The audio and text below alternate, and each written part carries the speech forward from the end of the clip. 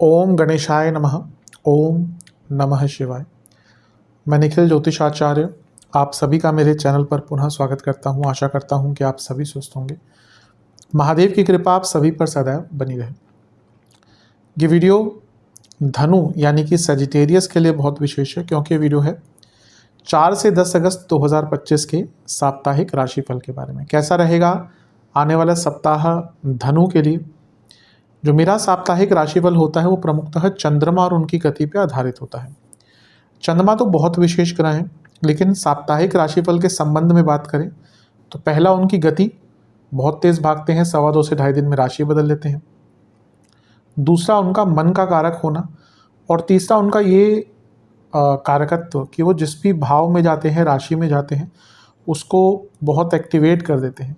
इन सब कारणों से बल्कि ग्रहों के साथ भी संबंध बनाते हैं, उनको भी बहुत एक्टिवेट कर देते हैं। तो इन सब कारणों से चंद्रमा का जो गोचर होता है वो बहुत इंपॉर्टेंट हो जाता है, और उसी पर आधारित साप्ताहिक राशिफल होता है। इस अंधकारमय जीवन में ज्योतिष के माध्यम से थोड़ी बहुत गाइडेंस प्राप्त करने के लिए ये साप्ताहिक राशिफल अति विशेष होता है। सामान्य आधार पर ही दिया जाता है, पर जैसा मैंने कहा, जब इतनी अनिश्चितता है हमारे जीवन में, ज्योतिष के माध्यम से थोड़ी बहुत गाइडेंस अवश्य इससे प्राप्त होती है। यदि आपकी लग्न राशि या चंद्र राशि धनु है, दोनों ही गाइडेंस के लिए राशिफल को देख सकते हैं। जहाँ से ज़्यादा सूट करता है और रिलेट करता है वहाँ से इसको ऑब्जर्व कीजिए। व्यक्तिगत तौर पे मेरा मानना है लग्न से देखेंगे तो अच्छा है। इनकेस नहीं पता आपको अपनी लग्न राशि, तो आप अपनी चंद्र राशि से भी इसको देख सकते हैं। शुरू करते हैं।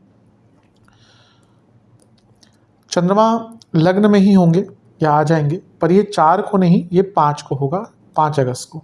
4 तक का तो देखिए हम कवर कर चुके हैं पिछले हफ्ते। अब क्योंकि चंद्रमा का गोचर 5 तारीख को हो रहा है सुबह सुबह, तो वहीं से स्टार्ट करेंगे। 8-9 बजे के आसपास लग्न भाव में आ जाएंगे और 7 अगस्त रात के 9 तक यहीं पर रहेंगे। चंद्रमा का लग्न भाव में आना एक प्रकार से अच्छा होता है, लेकिन आपके लिए वो अष्टमेश है। अष्टमेश का लग्न में आना एक अनिश्चितता और अनस्टेबिलिटी लेकर आता है। जीवन में मानसिक रूप से कहिए या शारीरिक रूप से कहिए, हेल्थ के रूप से कहिए, थोड़ी अनिश्चितता आ सकती है, थोड़ी तबीयत भी खराब हो सकती है यहाँ पर। अब पहले अच्छी चीज़ों की बात करते हैं। 2 बहुत शुभ ग्रह लग्न को और चंद्रमा को देख रहे हैं, गुरु और शुक्र। अभी क्योंकि हम चंद्रमा की बात कर रहे हैं, क्योंकि शुक्र भी देख रहे हैं जो लाभेश भी हैं, और चंद्रमा अष्टमेश हैं, ये अचानक से धन प्राप्ति। गुरु देख रहे हैं जो लग्नेश भी हैं और चौथे घर के स्वामी भी हैं, प्रॉपर्टी संबंधित लाभ। और दोनों क्योंकि सप्तम में बैठे हैं, तो प्रमोशंस और इवन रिकग्निशन का टाइम थोड़ा बहुत दिख जाता है। ये एक अच्छी चीज़ है, लेकिन अनिश्चितता का भाव तो रहेगा, क्योंकि शुक्र छठे घर के स्वामी भी हैं और चंद्रमा अष्टमेश है। तो इन दोनों का समसप्तक होना इरिटेशन और अनस्टेबिलिटी ऑफ माइंड दोनों ही क्रिएट करता है। अब बाकी चीज़ें भी हैं। शनि का प्रभाव चंद्रमा पर यानी कि विषदोष, मंगल का प्रभाव और केतु का प्रभाव भी है। शनि पर बाद में आते हैं। मंगल केतु दोनों अग्नि तत्व के ग्रह हैं और धनु अग्नि तत्व की राशि है। तो यहाँ पे क्या होगा ना, एग्रेशन बहुत रहेगा। वैसे ही धनु वालों के अंदर ऐसा नहीं कि बहुत एग्रेसिव होते हैं, हाँ थोड़ा एग्रेशन तो होता ही, अग्नि तत्व है, पर they are very blunt and गलत चीज़ नहीं सहते। ये मैं कई बार बता चुका हूँ, कई बार मैं ये चीज़ें बताता ही हूँ नेचर के बारे में। तो यहाँ पे थोड़ा सा अपने नेचर पर कंट्रोल, अपने गुस्से पर कंट्रोल करके रखेंगे तो अच्छा है, क्योंकि मंगल आपके पंचमेश भी हैं और केतु लग्न को देख रहे हैं मंगल के साथ। तो पुरानी गलतियों को सुधारने का मौका, कुछ आइडियाज़ जो आपको प्रॉब्लम से निकाल लेंगे, वो सब आ सकते हैं। मंगल दिग्बली भी है, इसलिए कार्य क्षेत्र में भी थोड़ा कॉन्फिडेंस रहेगा। हाँ, शनि का प्रभाव विषदोष बना रहा है। अब क्योंकि शनि धनेश है और अष्टम भाव के स्वामी को देख रहे हैं, तो ये भी धन प्राप्ति अचानक से दिखा रहा है। लाभेश भी देख रहे हैं शुक्र, और धनेश शनि भी देख रहे हैं, तो ये अचानक धन प्राप्ति दिखा रहा है। लेकिन इतने सारे ग्रहों का प्रभाव चंद्रमा पर, वो भी जो लग्न में बैठे हैं, ये मानसिक अशांति बहुत दिखा रहा है। एंग्जाइटी बहुत होती है धनु वालों को, यहाँ पे भी एंग्जाइटी आपको बहुत रहेगी।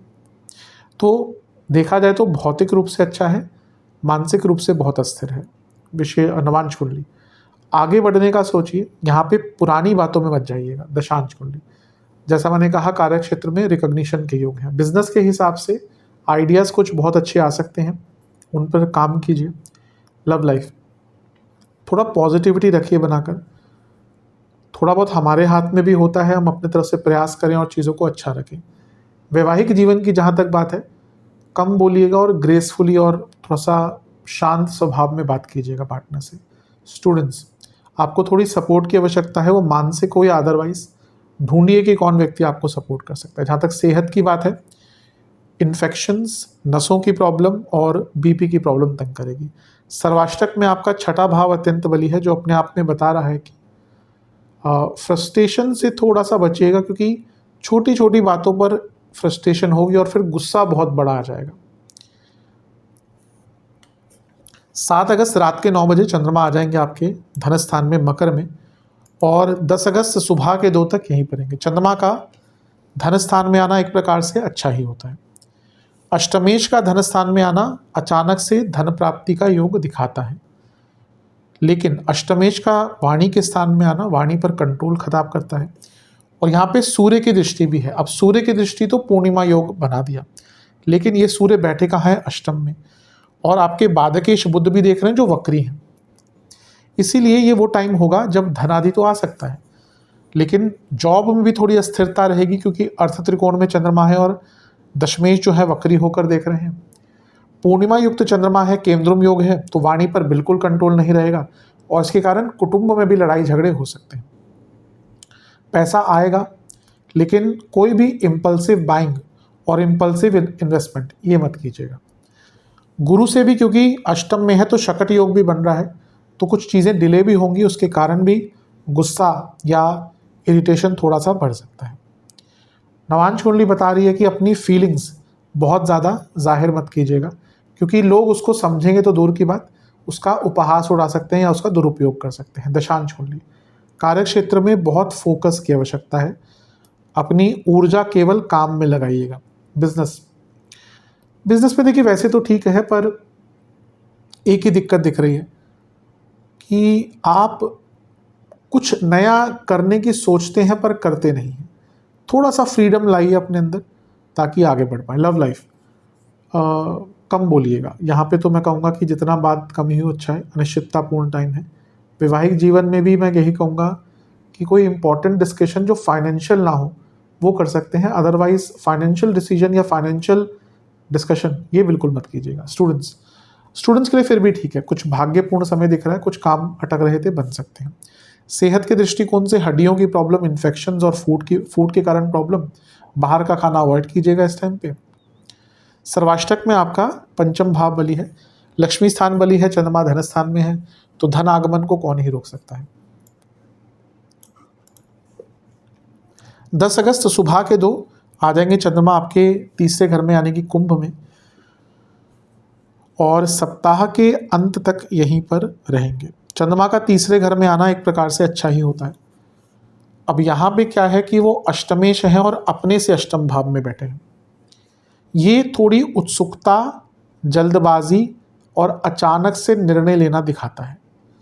यहाँ पर बहुत केयरफुल रहिएगा। अब क्योंकि अष्टम के स्वामी अष्टम से अष्टम में बैठे हैं, और यहाँ पे राहु चंद्र की युति हो गई जो ग्रहण दोष लगा रही है, और कहाँ पे हो रहा है ये सब कुछ? तीसरे भाव में हो रहा है।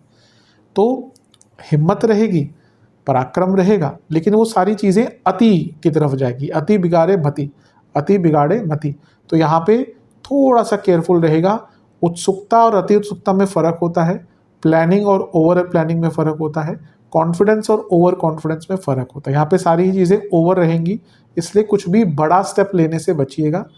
बातचीत में क्लैरिटी, कम्युनिकेशन में क्लैरिटी, और सबसे बड़ी बात है अपने कलीग्स, अपने दोस्तों से बहुत ज़्यादा बहस की अगर, या किसी से भी, बल्कि टू बी क्लैरिफाइड, किसी से भी अगर कुछ बहस के योग दिख रहे हैं या बहस की संभावना दिख रही है, वहाँ पर चुप हो जाइएगा, क्योंकि यहाँ पे बहस हुई तो बहुत बड़े स्तर पर जाएगी। गुरु की दृष्टि है, लग्नेश है, तो राहु को देख रहे हैं, चंद्रमा को देख रहे हैं, गुप्त धन या विदेश से धन प्राप्त हो सकता है। नवांश कुंडली बता रही है कि ये समय फ्यूचर प्लानिंग का है, लेकिन ओवर प्लानिंग का नहीं।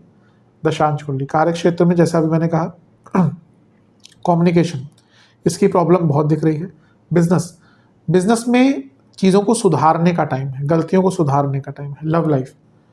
लव लाइफ में सब ठीक है, ऐसी कोई प्रॉब्लम नहीं है, लेकिन एक जो स्पार्क होता है ना रिलेशनशिप में, वो मिसिंग सा दिख रहा है। वापस लाने की कोशिश कीजिए। वैवाहिक जीवन सब ठीक है, कोई दिक्कत नहीं है, लेकिन आप शायद अपने पार्टनर की बातों को सुनते हैं, समझते नहीं। थोड़ा सा समझिए कि वो क्या कहना चाहते हैं। ये टाइम थोड़ा सा अपनी एक दूसरे की अंडरस्टैंडिंग को सुधारने का है। स्टूडेंट्स, ठीक है, अच्छा टाइम है, बस प्यार मोहब्बत की तरफ ज़्यादा ध्यान जाएगा तो थोड़ा सा उससे बच के रहिएगा। अदरवाइज तो टाइम आपका बहुत अच्छा है। सेहत के हिसाब से गले के रोग बने रहेंगे, इन्फेक्शंस का प्रॉब्लम बना रहेगा, ईएनटी की प्रॉब्लम और हार्मोनल डिसऑर्डर्स जिनको ऑलरेडी है दिक्कत होगी। सर्वाष्टक में पंचम भाव बली है। बहुत ओवर प्लानिंग, मैं फिर से कहूँगा, ये शायद तीसरी बार बोल रहा हूँ, ओवर प्लानिंग बहुत करेंगे, उससे बचिएगा। उपाय के स्वरूप में शिव चालीसा का 3 बार पाठ करना है। आशा करता हूँ वीडियो काम आएगा। चैनल पर नहीं है सब्सक्राइब कीजिए, वीडियो को लाइक कीजिए। मिलता हूँ आप सभी से मैं अगली वीडियो में, तब तक के लिए ओम नमः शिवाय।